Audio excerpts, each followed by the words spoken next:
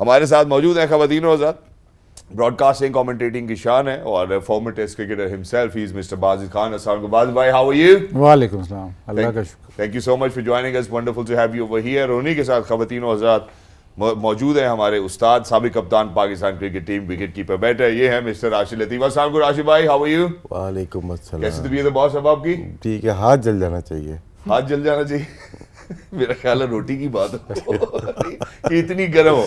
पर सर सबसे पहले मेरा ख्याल है कि यहाँ पे अगर हम बात करें तो इंडिया ने जितने भी उनके ओपोनेंट्स आए उनको कुछ ऐसा ही आंसर दिया कि हाथ उनके चले के चले गए। आज के मैच की बात नहीं है, पूरे through out the tournament India out class खेला, बेहतरीन टीम बन के सामने आई। एशिया कप से पहले इतनी बेहतरीन टीम नहीं थी। एक ये, नंबर 2 जो है most important thing, net run rate की कितनी वैल्यू है क्रिकेट में जी। शायद इसका की रियलाइजेशन नहीं है। हम बाहर हुए 19 में, और श्रीलंका हो या दूसरी टीम हो, आज चैंपियंस ट्रॉफी से बाहर हो गए। कुछ टीमें आई भी हैं, लेकिन क्या है, कितना इम्पोर्टेंट है ये, जितने भी कोचिंग स्टाफ है, हेड कोचेज़ हैं, उनको बहुत रियलाइज़ करना चाहिए कि मैच कैसे खिलाने हैं मैचेस। क्योंकि जब 10 टीम का टूर्नामेंट होता है ना, उसमें जाएगा नेट रन रेट के ऊपर, और गया है। और गया क्वार्टर फाइनल हो, सेमीफाइनल, वो डिफरेंट चीज़ है, लेकिन क्वालिफिकेशन जब है नेट रन रेट पे आ जाती है 10 टीम में। उसमें क्या है, एक दूसरे को हराते हैं, उसके बाद चले जाते हैं। अब बात करते हैं भारत की, इंडिया की बात करते हैं, पूरे इवेंट की। एशिया कप जीता है उन्होंने। उनकी टीम हिस्सों में खेल रही थी, आयरलैंड गए हुए थे, कुछ कहाँ से खेल रहे थे, तो एक टीम बन नहीं पा रही थी। लेकिन थोड़े से अरसे में एशिया कप में उन्होंने अपने आप को मनवा लिया था। बिल्कुल। शामी को उतने मौके नहीं मिले, इंजरी थी उनको, लेकिन सिराज ने बताया। और हमें ये देखना है कि कितना इम्पैक्ट पड़ता है जसप्रीत बुमराह से पहले और उसके खेलने के बाद। ये पूरे साल नहीं खेले और 2 इवेंट में बाहर हो गए। एक वर्ल्ड क्लास, जैसे मैं आज सुबह बात की थी, स्पिनर्स की बात की थी, एक world class fast bowler, skillful, जो हर फेज में बॉलिंग करता हो, उसने आके कितना बड़ा चेंज वो लेके आया इंडियन पेस अटैक में या पूरी बॉलिंग सेटअप के अंदर। तो कितना ज़्यादा वो फ़र्क डाल सकते हैं जी। उसके बाद शहरद अय्यर की इंजरी थी, थ्रू आउट एशिया कप देख लें, उसके बाद वो वापस आते हैं और एक कम्पैक्ट प्लेयर नज़र आए, वो बन के सामने आए। लास्ट एशिया कप या वर्ल्ड कप में देखते हैं कि वो दिनेश कार्तिक को खिलाते हैं, ऋषभ पंत को खिलाते हैं, केएल राहुल को डिसाइड नहीं कर पा रहे थे, लेकिन इस वक्त पहले ही डिसाइड कर लिया था केएल राहुल हमारे विकेट कीपर बैटर होंगे जी।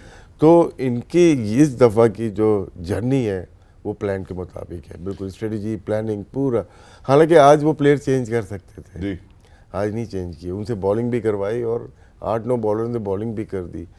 तो जिस तरह से वर्ल्ड कप होम पे खेलना चाहिए, मेरे ख्याल से विराट कोहली सीनियर हैं, साथ में रोहित शर्मा सीनियर प्लेयर हैं, जडेजा हैं सीनियर हैं, अब तो अश्विन है बाहर बैठे हैं, लेकिन वो भी सीनियर एक प्लेयर हैं।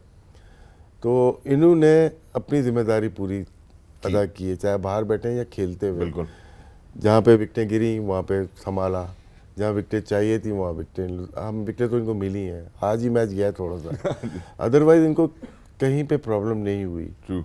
शायद ऑस्ट्रेलिया एक टीम या वेस्ट इंडीज़ टीम ऐसी गुजरी है जो वर्ल्ड कप विदाउट स्टॉप जीतती हुई चली गई। अब ये देखना है कि क्या इंडिया भी रिपीट करेगा ऑस्ट्रेलिया की परफॉर्मेंसेस को या वेस्ट इंडीज़ के परफॉर्मेंस के without any loss world cup जीत जाए। कि वो जो अभी राशिद भाई ने बात की, हमने सुबह भी इसका तस्करा किया था कि 2 ओकेजन्स पे, आई गेस 2007 की हम बात कर रहे थे और 2003 की, जहाँ पे ऑस्ट्रेलिया का जो है वो 11 कंसेक्यूटिव विंस का हमने मार्क बताया था। फिर 99 का भी आपने तस्करा किया था जिसमें गालिबन कोई 34 मेरे ख्याल है स्ट्रीक, मैच विनिंग स्ट्रीक पे वो रहे। मैं ज़रा बाजिद भाई की जानिब बढ़ना चाहता हूँ। बाजिद भाई यहाँ पे ऑफ अट मोस्ट इंपॉर्टेंस है, आपने केएल राहुल के हवाले से भी एक दिन बात की थी, आपने बताया था कि he took some time off, came back with a bang. जब हम इंडिया को इन पर्टिकुलर देखते हैं, और मेरा ख्याल है कि बाकी टीम्स को भी ज़रूर ऑब्जर्व करना चाहिए कि ये ऐसा क्या करें जिसकी वजह से इन्हें डोमिनेट किया, कीपिंग होम कंडीशंस साइड, हमें उनकी बेंच स्ट्रेंथ भी बड़ी तगड़ी लगती है। जब उन्होंने अपनी बेंच स्ट्रेंथ को टेस्ट किया, हमेशा प्लेयर्स ने आके they emerged onto the occasion, they came with their mojo. देखिए, शुरू में हार्दिक पांड्या को उन्होंने खिलाया, ज़रूर जाहिर है उनका मेन प्लेयर था, लेकिन जब से वो गया तो ये पुराने स्टाइल में क्रिकेट खेल रहे हैं कि 5 स्पेशलिस्ट बॉलर और बैटिंग 6 बैटर, उसके अलावा बैटिंग डेप्थ पे नहीं ज़्यादा गौर करें। जाहिर है अगर आपकी टीम फॉर्म में हो तो आप इस तरह मैच चला लेते हो, लेकिन जो स्ट्रेंथ इनकी बन गई वो इनकी बॉलिंग स्ट्रेंथ बन गई, क्योंकि 5 स्पेशलिस्ट बॉलर खिलाए। शमी के आने से बहुत फ़र्क पड़ा है।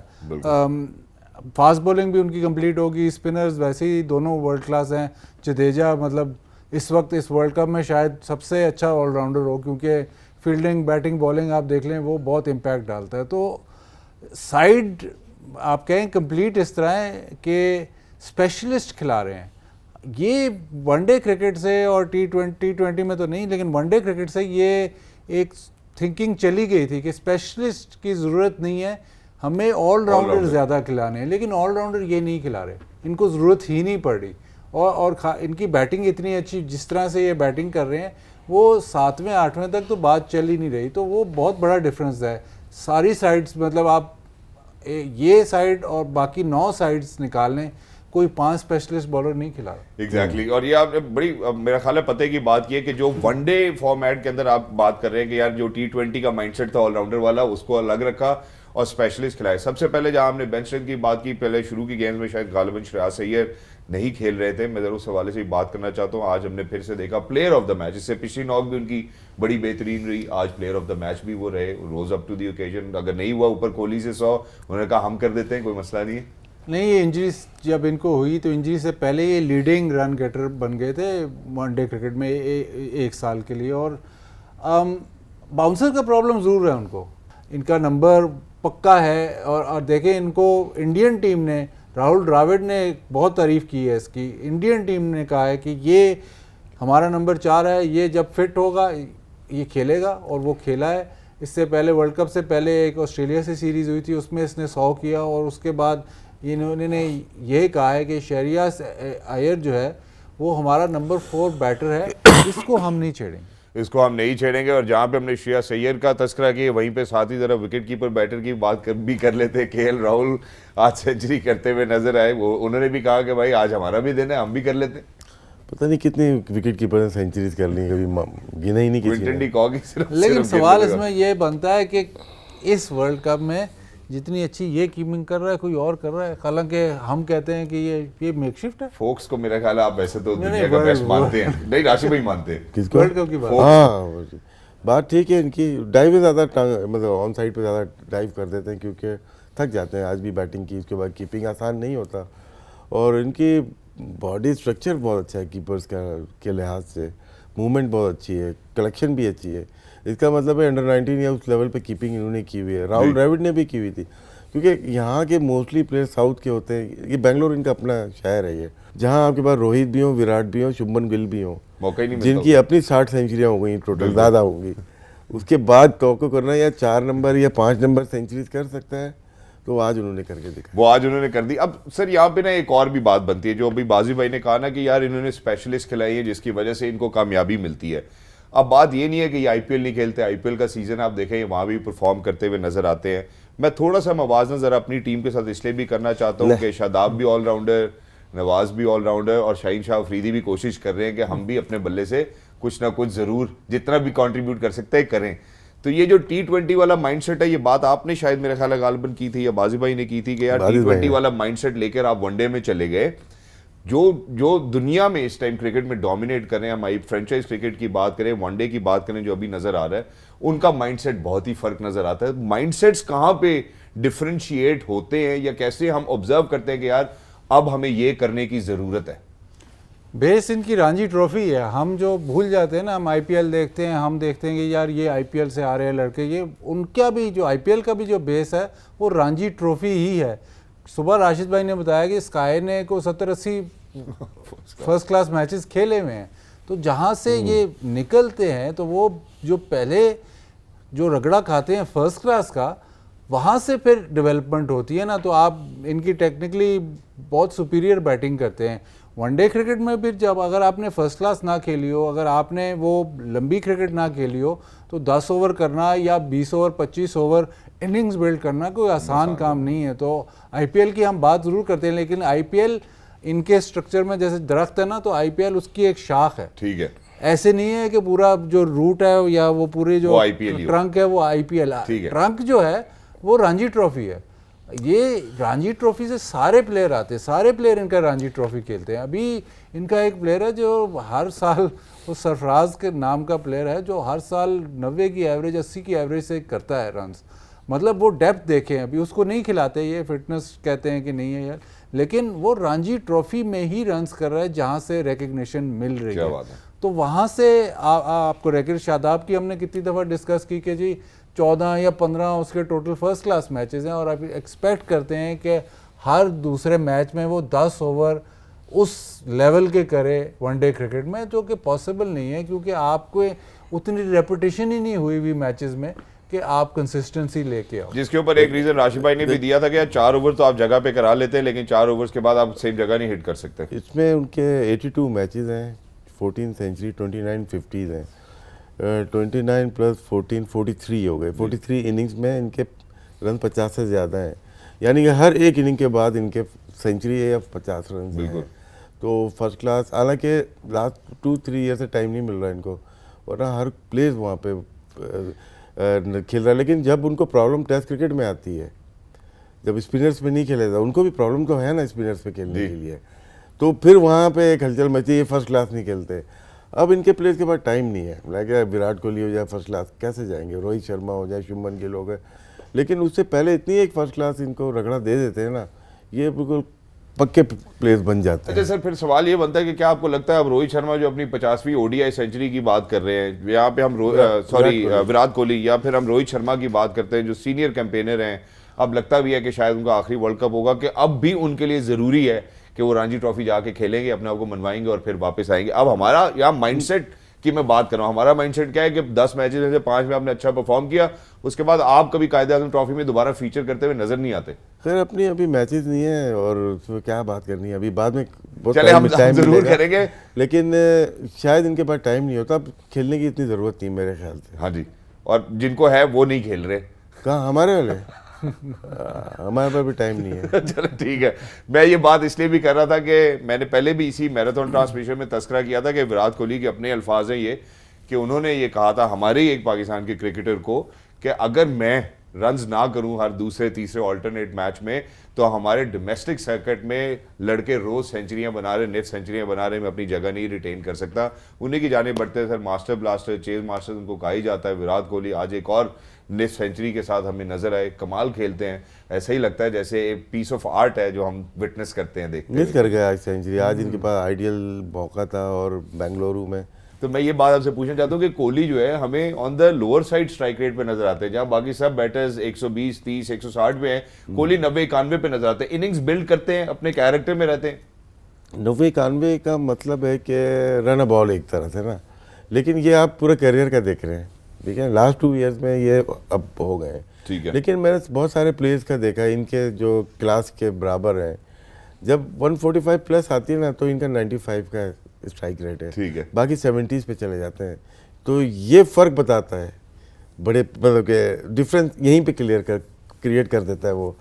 या कोई अच्छा स्पिनर है, लोगों ने अभी बीच में कहा था ऑफ स्पिनर पे नहीं, ऑफ स्पिनर पे इसका एवरेज 80 का है, टेस्ट हो, वनडे हो, T20 हो, तो ये वहाँ पे थोड़ा सा प्रॉब्लम होता है लेफ्ट आर्म स्पिनर, जहाँ बॉल बिल्कुल लो रहती है, बैक फुट पे जाते हैं, कभी ब्रेक हो गई तो स्लिप लग गई, पाँव पे आके लगे, वरना बहुत कम हुआ है कि इनको स्ट्रगल करते हुए देखा, वरना बहुत कम हुआ है कि इनको स्ट्रगल करते हुए देखा है। लेकिन एक और खिलाड़ी जिसके हवाले से ये साइड सेंटिमेंट बनाया जा रहा था कि शायद कोहली के होते हुए और रोहित शर्मा के होते हुए वो अंडर द शैडो तो ज़रूर हैं, लेकिन यही वजह है कि उनके ऊपर बहुत ज़्यादा लाइट डल नहीं रही है। लेकिन आज भी उन्होंने 160 का स्ट्राइक रेट रखा। हम शुभमन गिल की बात करते हैं, 50 रन बनाए गालबन 30-32 गेंदों के ऊपर। शुभमन गिल भी जो है वो ऐसे आ रहे हैं जैसे लग रहा है कि बिल्कुल तैयार है, अब कहीं रुकने की ज़रूरत नहीं है। नहीं, नीदरलैंड्स के खिलाफ तो हमें पता था कि ऐसे ही कुछ होएगा, क्योंकि क्वालिटी बैटिंग बहुत है, प्लस शुभमन गिल ने इस साल जितने रन्स कर दिए हैं उस पर एक्सपेक्टेशन बहुत ज़्यादा है। 50 उसने ज़रूर किया है, लेकिन हम बात कर रहे हैं कि शायद इस वर्ल्ड कप में 100 नहीं किया। बिल्कुल, इसको अनफॉर्चुनेटली जो डेंगी हुआ, 3 ऐसी टीमें हैं, आज मैं सोच रहा था कि 3 ऐसी टीमें हैं जो नॉकआउट में जाके फंस जाती हैं। एक तो हमें सबको पता है साउथ अफ्रीका, वो तो सब दुनिया को पता है। न्यूजीलैंड भी नॉकआउट में पहुंच रही है और कंसिस्टेंटली, मेरे ख्याल अब 20 साल हो गए हैं कि वो सेमीफाइनल तक पहुंच रही है ओडीआई वर्ल्ड कप में, लेकिन टाइटल नहीं जीत सक रही, नॉकआउट में उनको प्रॉब्लम है। एक दफ़ा तो 2015 में बगैर हारे फाइनल में पहुंच गए थे और नहीं जीत सके। और तीसरी टीम इंडिया है। इंडिया रिसेंट पास में 2011 के बाद ये नॉकआउट स्टेज तक पहुंच रहे हैं, चाहे वो T20 हो चाहे ओडिया हो, लेकिन वो क्रॉस नहीं कर रहे। शायद एक ऑस्ट्रेलिया ही बचती है जो कहते हैं कि हम उन्हें लेकिन अब जो एक सेमीफाइनल में उसमें तो एक आधे को नॉकआउट तो जीतना पड़ेगा ना, फाइनल न्यूजीलैंड और साउथ अफ्रीका। इट्स डू और डाई एज वेल। और जहाँ पे आपने टीम्स के हवाले से बात की, जैसे बायोलेटरल होती है, इवेंट्स होते हैं, सबके लिए नॉर्मल सी चीज़ नहीं है, शायद तो बड़ी चीज़ होती है। ऑस्ट्रेलिया ये वर्ल्ड कप में स्पेशल है उनके प्लेयर्स के लिए, उनकी टीम के लिए, उनके खेलने का तरीका समथिंग स्पेशल लग रहा है। क्या 2 मैच हारे थे, उसके बाद कैसे उन्हें मज़े से दस्ती लेके गए, आराम से लेके गए। ये पहली दफ़ा नहीं हुआ। सही। इनके साथ बैड लक हुई 96 के वर्ल्ड कप में लाहौर में, जहाँ इतनी ओस पड़ गई, इतनी ड्यू हो गई कि पता ही नहीं चला। और अरविंदा के वो जो 2 इनिंग्स है, अरविंदा डिसिल्वा, वो अगर किसी को क्रिकेट सीखनी है और pressure under pressure, Aravinda de Silva and Martin Crowe को कभी भी ना भूलें। वो जो इनिंग्स थी अगेंस्ट इंडिया, अरविंदा की पहली गेंद पे आउट हुआ जयसूर्या या कालू, 2 बॉल 2-0 पे आउट हो गए। उसके बाद वो इनिंग्स थी, वो जो फाइनल था ना ऑस्ट्रेलिया के लिए, उसके बाद भी इनकी वर्किंग होगी। हालांकि वो इतना वो उसके बाद 99 की आपने मिसाल दी, हमने फिर अगले वर्ल्ड कप की अरविंदा मिसालें की दी। सेमीफाइनल की ज़्यादा बड़ी इनिंग थी कि फाइनल की? सेमीफाइनल की सेमीफाइनल के बड़ी 60 इनिंग कुछ रन किए थे, देखने वाली इनिंग। और मेरा ख्याल है यहाँ पे जिन्होंने लाइव देखा हुआ है ना, उसको इस इनिंग की वैल्यू पता है, उस प्लेयर की वैल्यू पता है। सर आपने कह दिया तो मेरा ख्याल है अब सभी को उसकी वैल्यू का ज़रूर अंदाज़ा होगा। और यहाँ पे हमने जहाँ टीम्स की बात की है तो एक बड़ा ही अनमोल सा एक ट्रिविया है, वो ये है कि अगर हम टॉप 4 की बात करते हैं जिन्हें नॉकआउट सेमीफाइनल्स के लिए जो है वो सक्सेसफुली पहुंचे हैं उस स्टेज के अंदर, वहाँ पे अगर हम सबसे टॉप ऑफ द ऑर्डर देखते हैं, इंडिया किसी से कोई मैच नहीं हारी। साउथ अफ्रीका को देखते हैं तो साउथ अफ्रीका सिर्फ इंडिया से हारी। उसके बाद नीचे ऑस्ट्रेलिया को देखते हैं तो वो टॉप 2 से हारी। न्यूजीलैंड को देखते हैं तो टॉप 3 से हारी। We will be right back after the break, don't go anywhere, game on है। एक और बोल देते हैं हम।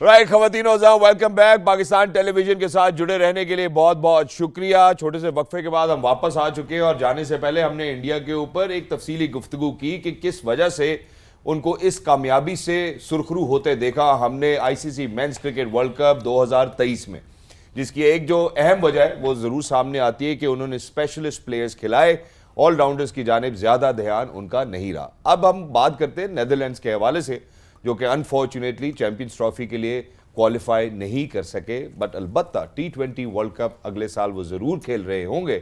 और इसी सिलसिले में हम बात करना चाहते हैं उनके एक ऐसे खिलाड़ी की कि जब क्वालिफायर्स खेले इन्होंने तो ये बात हमें ज़रूर मद्देनज़र रखनी होगी कि उन्होंने वेस्ट इंडीज़, जिम्बाब्वे और आयरलैंड को पीछे छोड़ा इस मौके पर, इस प्लेटफॉर्म को सीज़ करने के लिए।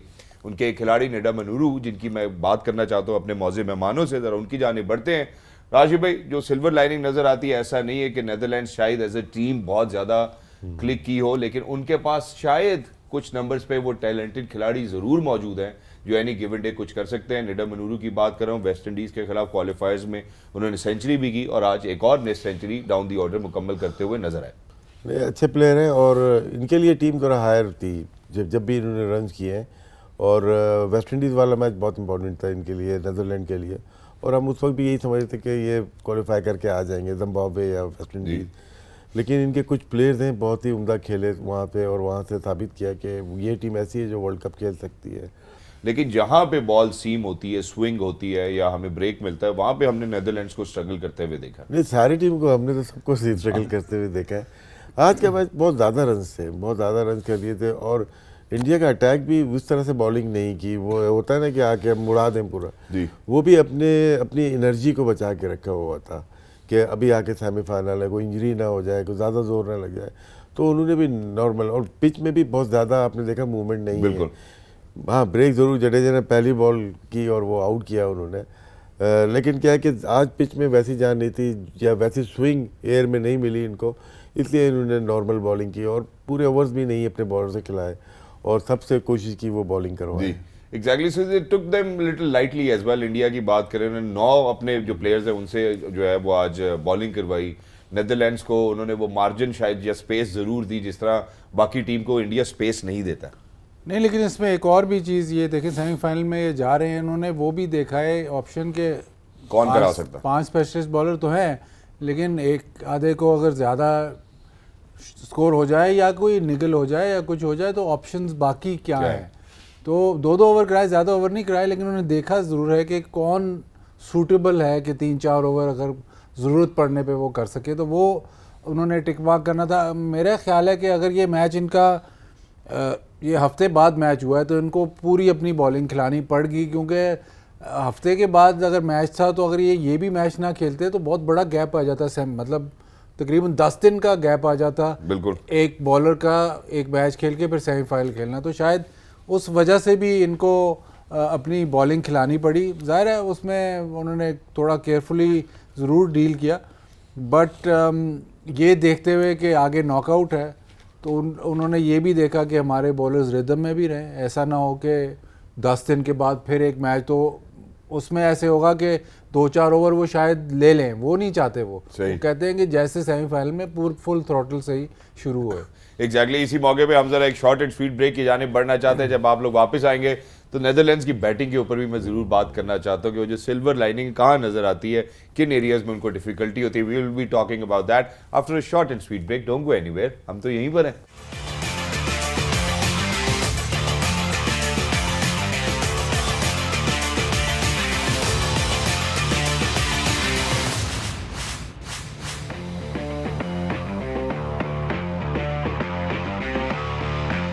Right ladies and gentleman, welcome back. और इसी मौके पे मैं जे डॉट का शुक्रिया भी अदा करना चाहता हूँ कि जो इंसेंबल्स आप हमें पहने हुए देखते रोज, they are brought to you by J dot as well. So thank you so much for dressing up so nicely and so well as well. Yes, या हम भी करना चाहते हैं जे डॉट का, और काफ़ी अच्छे शलवार कमीज, आप तो बहुत ही स्मार्ट लगते हैं, ये भी बहुत अच्छे लगते हैं।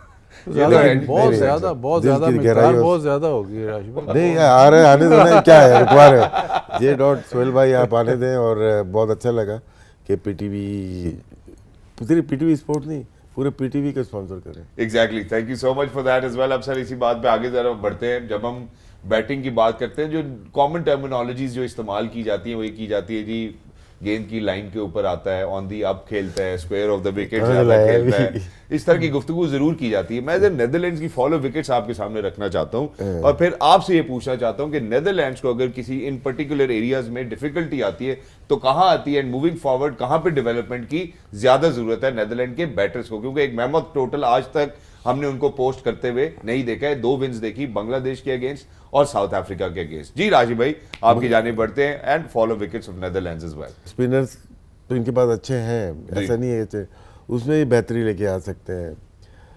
जिस तरह से आज बॉलिंग कर रहे थे, ये ऑफ स्टंप के बाहर से आते हैं।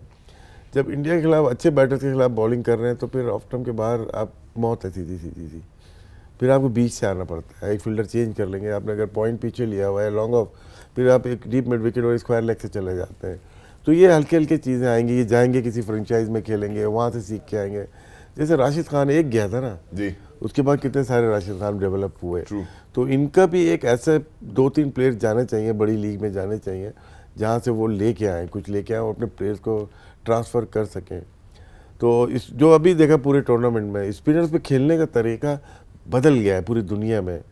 लोग बोल रहे हैं कि स्पिनर सिर्फ मारना अच्छा आ रहा है इनको, डिफेंस अगर डिफेंस नहीं है, आप डिफेंस और सिंगल्स लेना नहीं आते तो आप प्रॉब्लम हो जाएगी। बहुत सारे प्लेयर्स को चेस करने में, साउथ अफ्रीकन फर्स्ट इनिंग में तो अच्छे हैं, पाँव रखते हैं, निकल के मार रहे हैं, लेकिन जब डिफेंस पे आ रहे हैं तो उनको प्रॉब्लम आ रही है। उसमें क्या है कि पिक नहीं हो रही आगे की बॉल या पीछे की बॉल। उसकी रीज़न भी बता देता हूँ। रीज़न क्या है कि मोस्टली प्रैक्टिस ना साइड आर्म से हो रही है या स्लैब रख देते हैं, उससे हो रही है, उससे आप पिक नहीं कर सकते लेंथ को, लेंथ आगे नहीं आती उसमें। हम मोस्टली पीछे होती है, बैक फुट पे खेल रहे होते हैं, चाहे स्मिथ को प्रॉब्लम आ गई हो, चाहे लबशेन को आ गई हो या हमारे प्लेयर्स को आ गई है। देखिए आप कभी भी इनके, हम लोग डाटा देख रहे हैं, इनके मैचेस की वीडियो देख रहे हैं, इनकी प्रैक्टिस नहीं देख रहे। बिल्कुल इनकी प्रैक्टिस की वीडियो बनाए, फिर आपको अंदाज़ा हो जाएगा कि प्रैक्टिस कहाँ पे गलत कर रहे हैं। शॉर्ट ऑफ लेंथ, जैसे आप जहाँ पे बैठे हुए यहीं से बॉल आ रही है तो बैकफुट पे जाएंगे ना आप, लेकिन मैच में थोड़ा सा आगे आना पड़ता है बॉलर को, थोड़ी सी स्विंग है तो वहाँ से आप खुली ड्राइव खेल लेते हैं। स्पिनर्स का भी यही है, स्पिनर्स को आप जा नहीं रहे आगे, यहीं पे खेल रहे हो।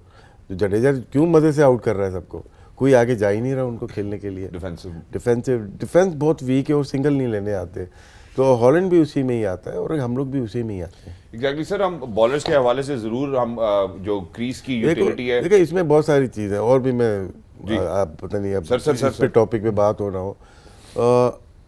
आर्म से प्रैक्टिस करना, जैसे बॉलर आर्म से बॉलिंग प्रैक्टिस करना बेहतर होती है। हमारे ये फैसिलिटीज़ है, हमारे पास बहुत सारे बॉलर्स हैं।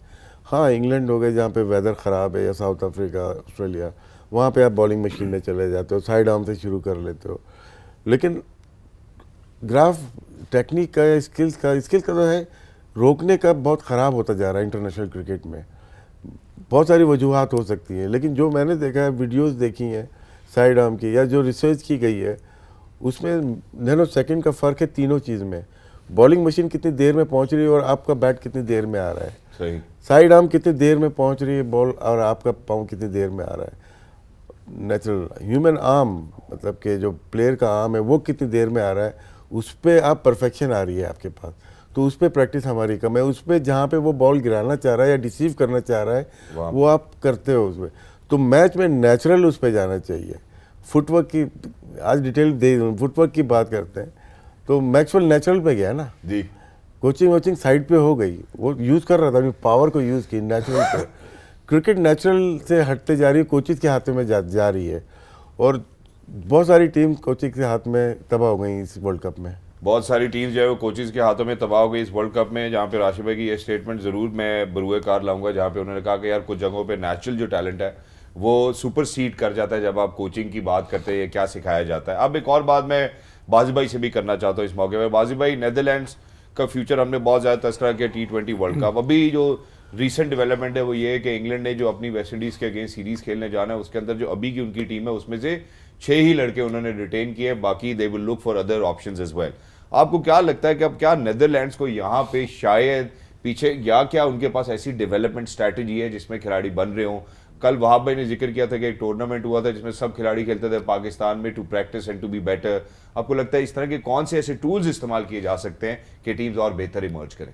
देखिए, मसला इनका जो सबसे बड़ा मसला है वो ये है कि जो इनकी जो ग्रेट क्रिकेट होती है, जो क्लास क्रिकेट ये कहते हैं, उसमें एस्ट्रोटर्फ, मतलब वो टर्फ, समझ आ गई, टर्फ पे है, पिच पे नहीं है, मतलब मिट्टी पे नहीं है। तो वो बहुत थोड़े ग्राउंड्स ऐसे हैं जो क्लब क्रिकेट में ना जिनके पास टर्फ की पिचेस हैं। तो आपको मीडियम पेसर ज़्यादा नज़र आएगा, स्पिनर इतना नहीं नज़र आएगा। जो ये बात कर रहे हैं ना कि स्पिनर्स पे वो टेक्निक, वो स्पिनर्स पे टेक्निक डेवलप इसलिए नहीं होगी क्योंकि वो उस पे से बॉल डिफरेंट आता है बेनिस्बत के टर्फ पे। तो वो एक इशू ज़रूर है। जो हॉलैंड में या नेदरलैंड्स में से जो प्लेयर वहाँ से खेल के आएगा ना, उसको ये इशू ज़रूर होगा क्योंकि वो सारी ज़िंदगी मतलब वो मैटिंग पे खेलता रहा है। वो एक प्रॉब्लम है। उससे इंफ्रास्ट्रक्चर का फिर प्रॉब्लम ज़रूर है कि ज़्यादा ग्राउंड्स ऐसे हों जहाँ पे नेचुरल टर्फ हो और पिचेस हों। वो सबसे बड़ा प्रॉब्लम तो वो है। उसके अलावा फिर फंडिंग का प्रॉब्लम है। कितने मैच ये बड़ी टीमों के खिलाफ खेलते हैं। आज शायद इंडिया से जो मैच खेले हैं, ऐसी बॉलिंग इन्होंने कभी पहले इस क्वालिटी की बॉलिंग नहीं खेली होगी। तो ये भी अब स्टेप अप, ये भी प्रॉब्लम है। तो वो भी इन टाइम वो बेहतर हो सकता है, लेकिन बेहतर तब ही हो सकता है कि कंसिस्टेंटली आप अच्छी टीमों के खिलाफ खेलो। अगर आपको मौका ही ना मिले, अगर आपने फिर भी आपने अगर एसोसिएट मेंबर्स या उन्हीं टीमों के साथ खेलना है, तो उधर से लेवल इम्प्रूव करना एक हद तक ही होता है, जब अनलेस एंड अनटिल आप टॉप लेवल पे ना खेलो। ठीक है। तो मतलब ये एक और ऑप्शन ये हो सकती है कि आप जो फुल मेंबर्स हैं उनकी ए टीम्स के टूर ज़्यादा हों, वो ए टीम्स इनके खिलाफ जाके खेलें।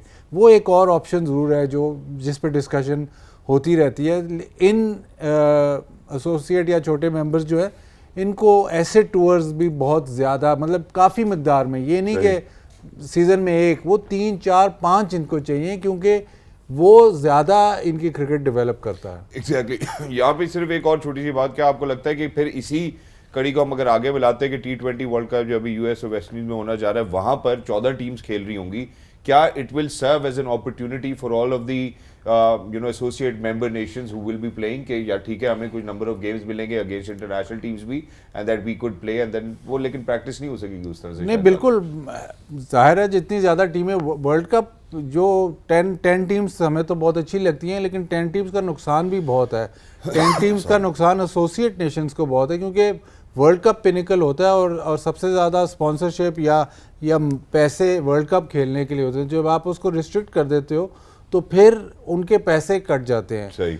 फुल मेंबर, अब जैसे वेस्ट इंडीज़ फुल मेंबर है, उसको इतना फ़र्क नहीं पड़ता, जिम्बाब्वे भी फुल मेंबर है, उसको इतना फ़र्क नहीं पड़ता, लेकिन बाकी जो नेशंस हैं जो फुल मेंबर नहीं है, उनका होता है कि हम वर्ल्ड कप में क्वालिफाई करें। जब स्पेस ही, अब देखिए 8 डायरेक्ट क्वालिफिकेशन 2 की स्पेस है, इन्होंने तो बड़ा, नेदरलैंड्स ने तो अपसेट किया ना, बड़ा वेस्ट इंडीज़ जिम्बाब्वे को तो आना ही था, और श्रीलंका वेस्ट इंडीज़ और जिम्बाब्वे में मुकाबला होना था, इन्होंने जिम्बाब्वे और वेस्ट इंडीज़ को हरा के आए, तो वो एक इशू है। T20 वर्ल्ड कप में टीमें ज़्यादा हैं, बट अब जैसे इनके ऑफिशियली मेरे ख्याल 3 मैच हैं टोटल इनके T20 वर्ल्ड कप से पहले, तो वो भी इशू है। बट T20 में ज़्यादा मौका होता है कि आप किसी बड़ी टीम को हरा, छोटा मैच है तो ज़्यादा मौका होता है किसी बड़ी टीम को आप हरा लें। एग्जैक्टली इस मौके पे हम जरा एक छोटे से वक्फे की जानिब बढ़ना चाहते हैं। जब वक्फे के बाद वापस आएंगे तो एक और बात मैं यहाँ पे ज़रूर अपने दोनों मौजूद मेहमान से पूछना चाहता हूँ कि हमने जिन टीम्स को अब वापस घरों को आते हुए देखा है, क्या अब वो T20 वर्ल्ड कप को दिमाग में रख के तैयारी करेंगी, या ये जो सेटबैक उनको मिला है अनफॉर्चुनेटली जहां वो नॉकआउट स्टेजेस के लिए क्वालिफाई नहीं कर पाए, या साइड टू साइड प्रिपरेशन चलती रहनी चाहिए? I think this is something which I would want to ask my wonderful guest over here. हम जा रहे हैं एक छोटे से वक्फे की जानिब, आप लोग कहीं नहीं जाइएगा क्योंकि गेम तो ऑन है।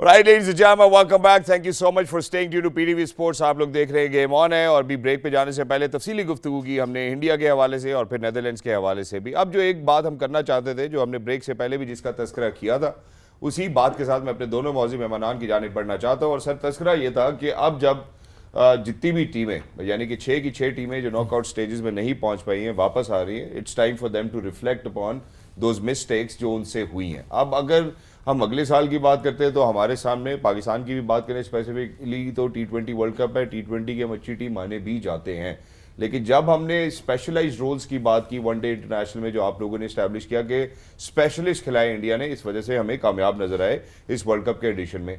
अब जो तैयारी है वो तैयारी हम T20 वर्ल्ड कप की करेंगे। हमारे बहुत सारे खिलाड़ी जो T20 खेलते हैं, हम उन्हीं को वनडे में भी प्रेफर करते हैं। वनडे की तैयारी कैसे करेंगे फॉर ऑल द टीम्स जो अब वापस आ रही हैं, उनके लिए आपको क्या लगता है कि the road map towards T20 world cup and the next world cup? Mostly तो तैयार हैं T20 के लिए जी, और नेक्स्ट बिग इवेंट T20 है ना जी। अब ये वनडे पे ना लग जाए ना, मसला तो यही है सारा। बिल्कुल।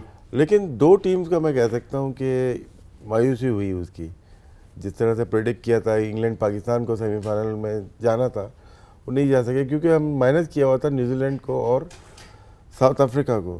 साउथ अफ्रीका बहुत आगे की टीम नज़र आई इसमें। न्यूजीलैंड ठीक है, बहुत ज़्यादा मैचेस नहीं जीती वैसे जैसे जीतना चाहिए था उसको, तो इंग्लैंड बहुत ही ख़राब खेली। उसके बाद हम खेले, श्रीलंका के पास वो प्लेयर्स नहीं थे जिसकी वजह से, खेलने का तरीका आता था उनको लेकिन प्लेयर्स थोड़े मिसिंग थे जिसकी वजह से।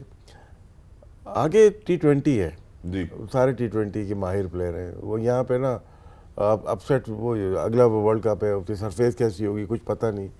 वेस्ट इंडीज़ का तो पता है, अमेरिका का नहीं पता होगा कैसी पिचेस होंगी, कैसे खेलना है। तो सारी टीमें तैयारी करके आएंगी क्योंकि बहुत सारे इवेंट हो रहे हैं T20 के, हर कंट्री में तकरीबन शुरू हो गए, तो उसकी वो तैयारी होगी। हाँ, उनका सेटअप चेंज नहीं होता। स्पेशली इंडिया की बात की हमने, प्लेयर्स की बात की है, लेकिन विक्रम राठौर को हम 4 साल से देख रहे हैं, उनका बैटिंग कोच है। रवि शास्त्री भी आके चले गए और दूसरे कोचेस भी आए, तो वो वहीं पे, क्योंकि एक मौजूद है। बैट्समैन का एक कोच के साथ ताल्लुक बन जाता है। राहुल द्रविड़ आए हुए हैं तो वो भी उसी तरह से चल रहे हैं, उनके साथ दूसरे कोचेस कुछ चेंजेस हुए हैं। हमारे ये होता है कि आते भी ऐसे ही हैं और चले भी ऐसे ही जाते हैं। जो सेटिंग हो जाती है, सेटिंग मतलब कि प्लेयर समझने लगते हैं तो चेंज हो जाते हैं। जी मशवरा दे सकते हैं हम अपने प्लेयर को, या तो बाहर से मंगाएं तो अच्छा मंगाएं, खर्चा करें फिर ठीक है। ना, फिर ये नहीं है 10 वाला नहीं चलेगा, 50 वाला चलेगा। और बहुत फ़र्क होता है उसका। या तो हमें भी मौका दें, हम ही रिमोटली काम कर लें, पीटीवी में भी काम करें, वहाँ पे भी एक ईमेल कर दी, एक फुटेज दिखा दी, हम भी कोच बन जाते हैं। तो वो चलता नहीं है अब, पूरा दुनिया में मजाक उड़ाया गया है। और कौन लोग थे जो डिसाइड करके चले गए? ये पाकिस्तान तो क्रिकेट को प्रोफेशनल को चलाना चाहिए, हर कोई नहीं चला सकता। ये मैं आज से बात नहीं कर रहा, जब से शायद पीटीवी में बैठा हूँ, जब से ये बात कर रहा हूँ। बिल्कुल, क्रिकेटर्स भी वो चलाएंगे जो प्रोफेशनल है, इस फील्ड के अंदर है। बिल्कुल, ये नहीं कि कभी कमेंट्री कर रहे हैं, कभी टीवी पे बैठे हुए, कभी पंचायत के साथ चल रहे हैं, उनका काम नहीं है। काम प्रोफेशनल्स का ही है। मैं बहुत सारे लोग हैं जो कि इस शोबे के साथ, इस क्रिकेट के साथ, स्पोर्ट के साथ जुड़े हुए हैं। एग्जैक्टली। जहाँ पे राशिद भाई ने मेरे ख्याल तस्करा किया, ये एक बड़ा, एक तो फर्स्ट ऑफ ऑल कल तो ये ज़रूर खबर देखने को मिल जाएगी कि 10 वाला नहीं चाहिए, 50 वाला चाहिए। मेरे ख्याल है इसके अंदर काफ़ी वजन है कि हम शायद हो सकता है फॉरेन कोचेज़ की आड़ में शायद उन कोचेज़ को पिकअप कर लेते हैं जो शायद उस तरह से कंट्रीब्यूट नहीं कर पाते। दूसरी जानिब अगर हम बात करते हैं तो राशिद भाई ने बड़ी खूबसूरती से बात की, अगर हम प्लेयर्स की स्पेशलाइजेशन की बात करें कि जी स्पेशलिस्ट प्लेयर खिलाने, तो हम कोचेज़ की, स्टैटिस्टिशियंस की, डाटा एनालिस्ट की भी स्पेशलाइज्ड परफॉर्मेंसेज हमें देखनी ज़रूर चाहिए कि कौन लोग हैं जो सिर्फ काम ही ये करते हैं। बाजिद भाई के पास जाने से पहले 1 मिनट और लूँगा। तो प्रोफेशनल, बहुत प्रोफेशनल हो गया है ये गेम, ठीक है। आईटी इसमें इन्वॉल्व है बुरी तरह, आर्टिफिशियल इंटेलिजेंस है इसके अंदर, मान लो। बिल्कुल, शौकीन का काम नहीं है इसको चलाना। तो हमें यार इसका शौक है, ये इसमें काम करता है तो हम इसको ले लेते हैं। जी, तो लो ज़रूर, लेकिन निचले लेवल पे लो। आप अंडर-19 पे रख लें, बनाएं उनको। प्रोफेशनल का काम है। चाहे क्रिकेटर मैं हूँ ना, जैसे मैं नहीं काम कर सकता बोर्ड के साथ, क्योंकि मेरा फील्ड ये है। मीडिया के साथ या टीवी के साथ, हाँ, जो लोग मुंसलिक हैं वहाँ पे तो वो कर सकते हैं। हमारे क्रिकेटर खड़े होकर बोलते हैं कि हम ये कर देंगे, नहीं कर सकते, क्योंकि आपका प्रोफेशनल नहीं है ये। आपका खेलना था, आप बॉलिंग बैटिंग अच्छी कर सकते थे। आप बोर्ड उस वक्त ऐसा चलाओगे जब किसी कंपनी में काम किया होगा, सरकारी गैर सरकारी में, आपको तजर्बा होगा। यहाँ हर कोई उठ के बोलता है कि मैं बोर्ड चला दूंगा, मैं मशवरा देता हूँ। ये मशावरत कमेटी ने यहाँ तक पहुँचा दिया हमें। ये मशावरत कमेटी ने यहाँ तक पहुँचा दिया। Too many cook spoil the broth, I think बड़ी कोई बहुत अरसे से हम ये मिसाल सुनते आ रहे हैं। अब मैं इसको बैक किस तरह करना चाहता हूँ, मैं उसके लिए बाजिद भाई की जानिब बढ़ूंगा। ये जो सेंटिमेंट या नैरेटिव हमने डेवलप किया है, अगर हम टॉप 4 टीम्स बाजिद भाई देखते हैं जहाँ पे आपने इंडिया के स्पेशलाइज्ड प्लेयर्स होने की बात की और कहा कि उनको इस वजह से सक्सेस मिली, क्या यही आपको साउथ अफ्रीका, ऑस्ट्रेलिया और न्यूजीलैंड में भी पैटर्न नज़र आता है? नहीं, साउथ अफ्रीका की बैटिंग बहुत सेटल्ड है। वो उन्हीं 6 प्लेयर्स के बलबूते पे ही खेल रहे हैं। बॉलिंग में एक आधी चेंज करते हैं, लेकिन ऊपर से बहुत सेटल्ड है। न्यूजीलैंड में भी, न्यूजीलैंड ने खैर उस तरह से, जैसे राशिद भाई ने कहा कि मतलब क्लियर कट वो सेमीफाइनल में नहीं पहुंचे, उनको मुश्किलात हुई हैं। बाकी रह गई ऑस्ट्रेलिया ने तो वही प्लेयर खिलाए हैं जो कोर मेंबर्स जो काफ़ी देर से चल रहे थे। शायद उन पे ये था कि शायद ये एजिंग ग्रुप है, लेकिन अभी सेमीफाइनल तक पहुंच गए हैं वो। शायद ये भी था कि बर्डन बहुत है, क्रिकेट बहुत ज़्यादा खेले हैं, बट वो इन दी एंड उनके हक में बात चली गई है। दूसरा, राशिद भाई ने ये बात की है कोचेस के बारे में। आप देखें, विद जिस तरह दुनिया की क्रिकेट इवॉल्व हो रही है, हमें भी इवॉल्व करना है। हम बात करते हैं कि प्लेयर्स जो हैं डिफरेंट फॉर्मेट के लिए डिफरेंट, कोचेस भी ऐसे हो सकते हैं। इंग्लैंड ने किया है कि टेस्ट रेड बॉल का अलहदा कोच है, वाइट बॉल का अलहदा कोच है। उसमें ये भी मसला है कि काफ़ी कोचेस, दुनिया के जो टॉप कोचेस हैं, वो काफ़ी जगह काम कर रहे हैं, लीग्स में काम कर रहे हैं, और आगे पीछे हर कोच के साल में कोई 3, 4, 5, 6 महीने उसके बिजी होते हैं। तो अगर आपने किसी बड़े कोच को साइन करना, वो आपको कभी पूरे साल की कमिटमेंट नहीं देगा, मुश्किल है। उसको आप सीक आउट करोगे कि जी आप पाकिस्तान टीम के कोच लग जाओ, वो साल की आपको कमिटमेंट दे ही नहीं सकता। उसने घर भी जाना है, उसने लीग्स भी करनी है। ये मतलब जो क्रिकेट की डायमेंशन है वो सारी चेंज हो चुकी है। तो इसमें आप ये देख सकते हो कि यार चलो इसको आप आइडेंटिफाई करोगे यार ये सबसे अच्छा या ये 1 2 3 सबसे अच्छे हैं रेड बॉल कोचेस, आप उनको रेड बॉल में टेस्ट मैच क्रिकेट में लगाओ, वो आपकी टीम के साथ जब टेस्ट मैचेस होंगे तो साथ रहेंगे, उससे थोड़ा सा ज़्यादा पूरे साल की कमिटमेंट नहीं देंगे। इसीलिए वाइट बॉल के जो है वह वाइट बॉल का लगाओ। अगर आपने उस प्रोसेस जो राशि भाई कह रहे हैं ना 50 वाला लेके आना है, वो भी फिर ऐसे ही आएगा, वो भी आप वाइट बॉल पे रखोगे और जब रेड बॉल का सीज़न होगा या रेड बॉल की सीरीज़ होगी तो वो चला जाएगा, उसको भी ब्रेक मिलेगी। अगर वो ब्रेक नहीं दोगे कि तो कोई आने को तैयार ही नहीं है, क्योंकि बहुत ज़्यादा क्रिकेट है और बहुत ज़्यादा लोगों कमिटमेंट भी बहुत ज़्यादा है। तो वो अगर आपने वाकई कोई लेके आना है तो मेरा ख्याल है कि इस सिचुएशन में ला सकते हो। अब वो ज़माना नहीं है कि आप 3 साल के लिए कोच साइन कर लो, वो आ जाएगा, उसको इतने पैसे दोगे वो आ जाएगा, नहीं, क्योंकि पैसे वो उतने पैसे 2 हफ्ते में कमा लेगा एक लीग से। तो आपको अट्रैक्शन के लिए या इवन डेवलपमेंट के लिए आपको ये भी देखना पड़ेगा। अब ये नहीं हो सकता कि आपने कोच रख लिया है, वो रेड बॉल के लिए भी वही है, वाइट बॉल के लिए भी वही है, अब वो प्लानिंग कर रहा है टेस्ट मैच की।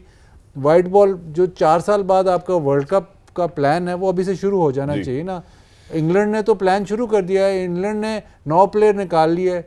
अब जो उनका अगला टूर है वेस्ट इंडीज़ का वनडे का, उसमें इस स्क्वाड के 9 प्लेयर नहीं जा रहे, बिल्कुल ऐसे ही। तो उन्होंने प्लानिंग शुरू कर दी है नेक्स्ट इवेंट की। एग्जैक्टली वनडे क्रिकेट का आपका साल में अब एक वनडे ही नहीं है आपका, आप प्लान कैसे करोगे? बट आज से जैसे टीम लैंड रही थी, आज से आपका प्लान अगले वर्ल्ड कप का होना चाहिए। T20 का भी जैसे T20 वर्ल्ड कप खड़ा तो अगले T20 वर्ल्ड कप का प्लान होना चाहिए। लेकिन अगर वो एक ही कोच है जिसने अभी ऑस्ट्रेलिया जाके देखना है ऑस्ट्रेलियन सीरीज़ को, वो वाइट बॉल को कैसे हैंडल करेगा, वो T20 वर्ल्ड कप वो कैसे प्लान करेगा साइमल्टेनियसली प्लस उसकी कोई और नौकरी भी हो, तो ये हमारा पॉसिबल नहीं है। एग्जैक्टली अब इसको यहाँ पे बात को खत्म करते हैं कि जहाँ हमने कोचेस की स्पेशलाइज्ड रोल्स की बात कर ली, रेड बॉल के लिए अलग, वनडे के लिए अलग, T20 के लिए अलग, क्या आपको लगता है कि कप्तानी भी अक्रॉस ऑल फॉर्मेट्स किसी एक के पास नहीं होनी चाहिए? कप्तानी मतलब इसमें मैं ऐसे सेट नहीं हूँ, मुझे ऐसे लगता है कि जो कप्तान जो एक जैसे रेड बॉल में कप्तान है, उसका फिर वाइट बॉल में अगर वो कप्तान नहीं है तो डिफरेंस ज़रूर आएगा, क्योंकि जो अथॉरिटी है वो फिर डिवाइड हो रही है। वो वाइट बॉल में खेल रहा है वो कप्तान नहीं, बट ये हो, लेकिन ये तो हम सिर्फ कप्तान के हवाले से बात कर रहे हैं ना। लेकिन ये हो सकता है, मतलब होना भी चाहिए, बट उसमें फिर ऑन बोर्ड होना चाहिए ना जी। अब यहाँ पे तो ये होता है कप्तानी से एक फॉर्मेट से हटाते हैं तो सारे फॉर्मेट वो बल्कि टीम से ही ड्रॉप हो जाता है, वो हमने होता हुआ भी देखा। हाँ, तो ये राशिद भाई बार बार रेफरेंस देते हैं, जब सरफराज को कप्तान बनाया था तो एक सीरीज़ मेरे ख्याल एक T20 सीरीज़ वो हारा था, उसके विन परसेंटेज पता नहीं 75 या 80% थी, तो उसको T20 बाकी ठीक है T20 की कप्तानी से कैसे हटा सकते थे? तो जब उस पर एक से निकाला तो सारों पे निकाल दिया ना। बिल्कुल। तो ये तो पॉसिबल, मतलब ये तो ज्यादती है कि आप जो जिसका मतलब रिकॉर्ड ही इतना विन परसेंटेज इतना अच्छा है, 1% ही इतना अच्छा है, और जो कप्तान आपको बार बार बायलैटरल सीरीज हर चीज़ T20 में जितने भी खेल रहा है वो जिता रहा है, उसको आप एक सीरीज पे बाहर कर देते हो बिकॉज आपने उसको बाकी फॉर्मेट से कप्तानी से हटाना। ये बात तो ठीक हो गई। राशिद भाई के ऊपर क्लोज करता हूँ इस बात को। राशिद भाई ये तो देखे कोई कप्तान रहेगा या नहीं रहेगा ये शायद उस कप्तान की खुद भी हाथ में नहीं होता है, लेकिन जो मैं सवाल पूछने की कोशिश कर रहा हूँ जिसका जवाब मैं मांगना चाहता हूँ अपने व्यूअर्स के लिए वो ये है कि क्या अक्रॉस ऑल फॉर्मेट्स एक कप्तान सक्सेसफुल है, या आपको लगता है कि आने वाले वक्त में फॉर्मेट्स के डिफरेंट कप्तान होने चाहिए? कप्तान कौन बनाता है? बोर्ड नहीं। फिर बताएं, आप बताएं, उसके बाद शुरू करूंगा मैं जवाब। जी शुरू करें सर। बताएं कौन बनाता है? हमें तो यही पता लगता है सर। मुझे गलत बताया गया। चेयरमैन के पास अथॉरिटी है, कप्तान में और सिलेक्शन कमेटी क्यों है? एक का क्रिकेट से ताल्लुक ही नहीं है, वो इस मुल्क की क्रिकेट की किस्मत लिख रहा है, और जब वो हरवाएगा तो उसी को बाहर करोगे। सही। इस दफ़ा चेयरमैन चेंज करके देख लो। ठीक है, हो गया, ये बात आ गई। अब ये आता है कि कॉन्स्टिट्यूशन में अमेंडमेंट तो होनी है, उसमें सिलेक्शन कमेटी और कप्तान वो गवर्निंग बोर्ड बनाए। ठीक है। वो कोई भी हो, 2-3 क्रिकेटर्स बैठे हैं उसमें, 8-9 रीजन के होते हैं, डिपार्टमेंट के, उनके पास ये पावर होनी चाहिए। किसी चेयरमैन के पास क्यों है पावर? सिर्फ पाकिस्तान में ही क्यों दी गई है ये पावर? अभी श्रीलंका के साथ हाथ हो गया है, जी बिल्कुल हुआ, तो हमारे साथ नहीं हो सकता क्या? हो सकता है बिल्कुल। अगर हो गया तो हम कहाँ बैठे हुए हैं? तो वर्ल्ड कप की तैयारी करो, वर्ल्ड कप ही नहीं खेल पाएंगे हम। ट्रू, तो पहले निचले लेवल पे हमने जो काम खराब किए हुए हैं उनको ठीक करना हमारा फ़र्ज़ है। बिल्कुल हमारा काम है यहाँ से मैसेज क्रॉस करना, वहाँ तक पहुँचा देना। अगर नहीं मिल रहा तो फिर अगर आगे कुछ हो जाए तो फिर उसकी जिम्मेदारी हमारे ऊपर नहीं होती। बिल्कुल, पहुंच गया सर। भाई पहुँचा नहीं, भी पहुँचा रहा हूँ। जी तो ये चीज़ें क्यों की गई, अपने हाथ में पावर क्यों ली गई, इसका जवाब तो कोई दे ही नहीं रहा ना। जी आपने सीधा सीधा सरफराज को, मतलब कि वसीम खान आते हैं, उसे मीटिंग करते हैं कि आपको कप्तान रिज़ाइन कर दें कप्तानी की। तुम होते कौन हो डायरेक्टली बोलते हुए कि उसको हम कप्तानी से हटा रहे हैं? वो नहीं माना ना, आपने हटाया फिर उसको। एहसान मानी हो, वसीम खान हो, जी अब तो वो चले गए, आईसीसी में है वो, लेकिन यहाँ काम करके गए वो, उनके पास पावर थी तो ये उन्होंने एक्ट किया ना। बिल्कुल ऐसे ही। जब 10 लोग गवर्निंग बोर्ड में बैठेंगे और ये ऊपर से फैसला आएगा तो वहाँ पे 5 ना करने वाले भी होंगे जो इस फैसले को नहीं करने देंगे। बिल्कुल। चलें, हमने मान लिया कि यहाँ पे हम कप्तान को हटा देते हैं, अगला कप्तान आता है, डिजास्टर होता है हर जगह जाके, फिर यही, फिर क्या करोगे? एग्जैक्टली। तो अपने आप को चेंज करो, अपनी सिस्टम को चेंज करो, अपनी पॉलिसीज़ को चेंज करो। कितने सारे चेयरमैन आपके सामने आए, मानी साहब आए, रमीज राजा साहब आए, सेठी साहब आए, ये आए, मुझे तो 92 से याद है कितने आए और कितने गए। ये बताएं कोई पॉलिसी देके गया? आज तक ऐसा लगा नहीं कि कोई पॉलिसी देगी गया। वो देखिए, ऊपर वाले लोग पॉलिसीज दे के जाते हैं। अगर मैं यहाँ पे, मुझे पॉलिसीज का पता है कि मुझे कहाँ तक जाना है, पीटीवी में बोलना है, मुझे पता है पॉलिसी का। जहाँ गलती करता हूँ तो मुझे ऊपर से आ जाता है, होता है, ये तो नेचुरल सी चीज़ है, सबके साथ होता है जी। उनको, उनके पास पॉलिसी दी किसी ने, अगर किसी का फेलियर होता है, तो क्या करना है? डायरेक्टर एकेडमी का ले लें या पीएसएल का फेलियर होता है, उसकी गलती नहीं है। ऊपर से जो पॉलिसी मिली नहीं तो वो तो अपनी मनमानी करेगा। ट्रू, एक एसओपी नहीं है। एसओपी है ही नहीं ना। ठीक है। तो पहले आप बना लें। मैंने खैर किसी का नाम ले लो, सेठी साहब कोई पॉलिसी दे के गए उनको, या रमीज राजा कोई पॉलिसी सेठी साहब को दे के गए थे, या मानी साहब कोई पॉलिसी दे के गए थे? कुछ भी नहीं दे के गए। फिर आके 4 क्रिकेट को जमा करने के बाद कप्तान हटा देंगे तो इस तरह से टीमें नहीं चला करती, इस तरह दुकानें चलती। एग्जैक्टली, जो बात है मेरा ख्याल है, और इस बात में बड़ा वजन भी है कि अभी भी मौका है, मेरे ख्याल है जो बैठे हैं वो पॉलिसी जरूर दे के जा सकते हैं। लेकिन सर मेरा सवाल अभी वहीं पे है कि क्या अक्रॉस ऑल फॉर्मेट्स एक कप्तान कामयाब होगा आने वाली क्रिकेट में? पाकिस्तान में ज़रूरी नहीं है, ठीक है, क्योंकि ये चेयरमैन के सवाबदीद पे है ना सारा। ओके, चेयरमैन के पास पावर नहीं होनी चाहिए। ठीक है। हाँ, गवर्निंग बोर्ड करे तो हम साथ खड़े होंगे, क्योंकि यहाँ तो 3 फॉर्मेट के 3 शौकीन कैप्टन बन जाएंगे ना, ऊपर से आता है फोन। ठीक है। तो ये कैप्टन मेरा, ये कैप्टन उसका है, ये कैप्टन उसका है। तो गलती कहाँ पे है? कॉन्स्टिट्यूशन में गलती है पीसीबी के कि आपको चेयरमैन को अथॉरिटी दी हुई कि आप कैप्टन और सिलेक्शन कमेटी बना सकते हैं। इंतजाम छोटा मोटा नाम नहीं है। एक मीटिंग के बाद क्यों छोड़ के चला गया? किसी मीडिया ने पूछा भी नहीं उससे। ट्रू, वो तो खैर अभी उन्होंने कहा कि जब तक इंक्वायरी नहीं कंप्लीट इंक्वायरी तो नहीं, उसको एक्सेप्ट कर लिया। ठीक है। आपकी टीम जानी है, ऑस्ट्रेलिया जा रही है ना जी। कौन है सिलेक्शन कमेटी में? चीफ सेलेक्टर कौन है? अभी तो कोई नहीं है। तो साहब उठेंगे तो करेंगे ना अनाउंस। ठीक है, मेरा ख्याल पॉइंट मिल गया। पाकिस्तान के पर्सपेक्टिव में शायद वो नाम जो हम देखना चाहते हैं वो गवर्निंग बॉडी से, अभी मेरे ख्याल है राशिद भाई ने अपना ओपिनियन जरूर दिया कि जी गवर्निंग बॉडी कहती है तो हम जरूर साथ खड़े होते हैं, लेकिन एक अथॉरिटी उस इंसान के पास होना जो शायद नहीं जानते होंगे कि बखूबी के यार को उसको कप्तान होना चाहिए नहीं। I think that's a very different story and a bleak one as well. लेकिन अगले दौर की जिस हम क्रिकेट को देख रहे हैं उसके अंदर हो सकता है कि शायद डिफरेंट फॉर्मेट्स में डिफरेंट कप्तान आते हुए हमें ज़रूर नजर आए। इसी के साथ sir thank you so much कि आप लोग हमारे साथ रहे, बहुत मज़ा आया आज आपके साथ गुफ्तगू करने का। और ख़वातीनो हज़रात, आप लोगों से जाने से पहले हमने एक सवाल पूछा था, वो सवाल पे मैं आता हूँ सबसे पहले, लेकिन अब हम आज यहाँ से, हमें 2 दिन की सर छुट्टी मुयस्सर होगी तो हम कोशिश करेंगे और मज़ीद तैयारी करें। लेकिन सबसे पहले ख़वातीनो हज़रात आपको बताना चाहता हूँ कि जो पहला सेमीफाइनल है वो किन 2 टीम्स के बीच में होने जा रहा है। Obviously everybody knows number 1 to number 4, so it's going to be India versus New Zealand in Mumbai Wankhede stadium. And please make sure to tune in. It's going to be a hell of a contest for the teams who've actually made it to the Super 4 or the knockout stage as well. And from there onwards, जो भी जीतेगा, अहमदाबाद 19 नवंबर को उनकी मुलाकात होगी.